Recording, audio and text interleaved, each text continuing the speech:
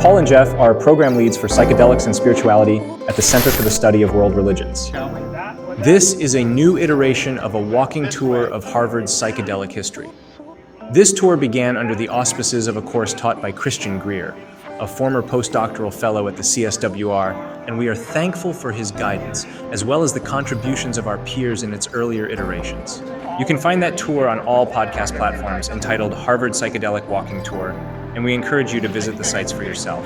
So without further ado, let us embark on this tour in place of Harvard's psychedelic history.